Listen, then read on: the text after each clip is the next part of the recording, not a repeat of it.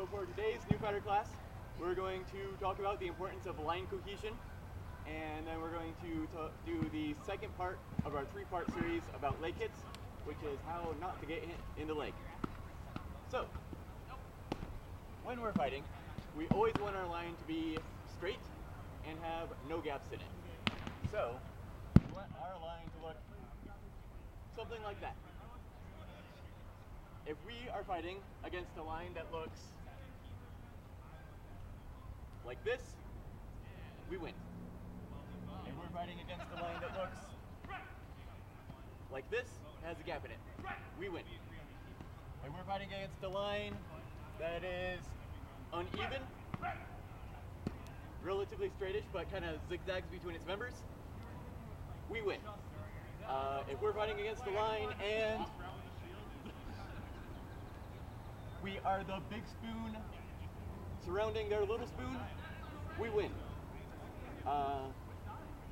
Those are the line conditions that we need to be aware of. So do we have any immediate questions about those dynamics? All right. Yeah, it's super important that we have a line that is straight across. That way everyone is supporting each other.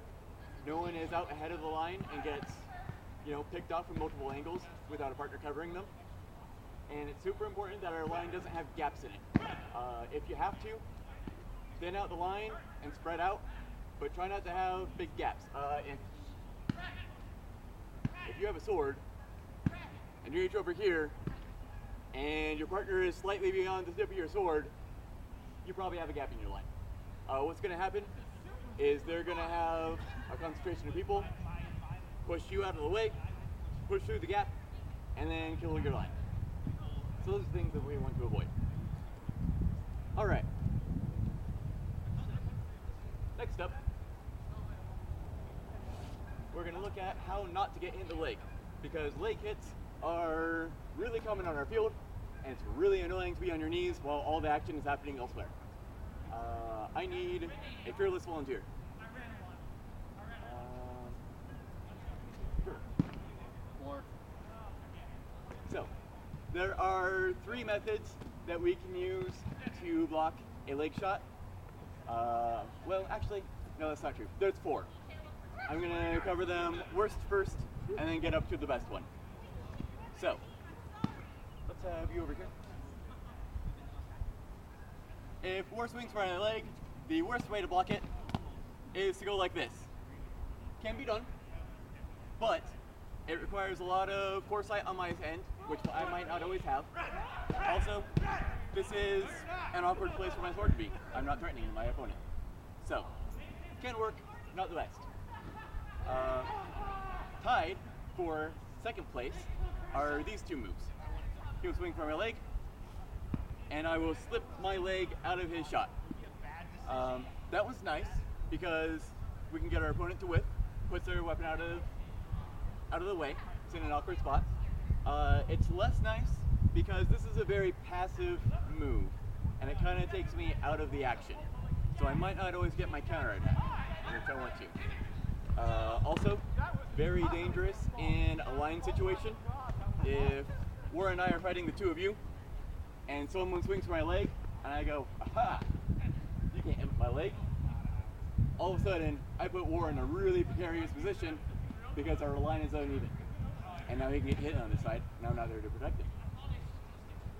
So, that's another one that can be done, has some cons to it, so just be aware of those. Also tied for second place, blocking with the shield. So, War swings for my leg, and I block it by dropping the shield down. That one's nice. It's really intuitive. It's really forgiving if I'm not right on the spot with my block, because shields are big and they kind of collect things if I miss. Problems with that one.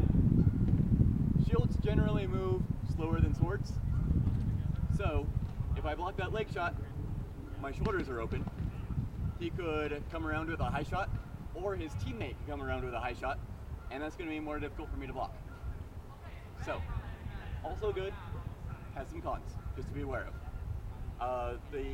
Probably the best way to block a leg shot, although this is less relevant in a line fight and is to move into my opponent. So, in 4 swings for my leg, I close the distance. And we're going to notice that I cut off the angle. Do that same swing. Alright, so there, it hits my leg. Same swing again. I didn't move my shield. I closed the distance, which closed off the angle on his sword. And that blocked my leg. It's pretty safe for me in a sparring situation. Can be really dangerous in a line situation because I'll get ahead of my line and then I'll get killed. So make sure you use it wisely. The nicest thing about this is I'm moving into my opponent and I can come around with an immediate attack while the sword is low. So we'll do this again. And I can swing up here or over here or even down here, whatever's convenient. And the nice thing is this sword is low and it's going to take a while for it to become a threat to me again because it's got to bring it up, fight gravity, fight the angles that I closed off, all that. Do we have any questions on blocking a leg in? Excellent. So, let's explore one of our 5 basic shots. Let's do the high cross today. So, we've done this one already, so it's probably familiar to most of you. The basic motion is we attack across our body on a high line. We're going to want to drive power with this hip, and if we want to, we can step with our left foot to get this hip moving, to get the distance closed. Actually, let's look closer at this step, because we didn't cover this last time. One nice thing about this step, it does actually several things for me. 1, close the distance. Number 2, gets this hip moving, so it fuels my swing on the left side of my body. Number 3, if he counters with a high cross, which is common, it removes target area from his strike. So if he high crosses and I step here, you're going to notice my shoulder fades away from where he was swinging. Gives me like microseconds more time to block and makes it a little bit easier for me. Sword fighting is won on small margins, so this is actually a significant factor. Any questions about high cross? Alright, let's get into pairs. Let's practice this. Let's stop the video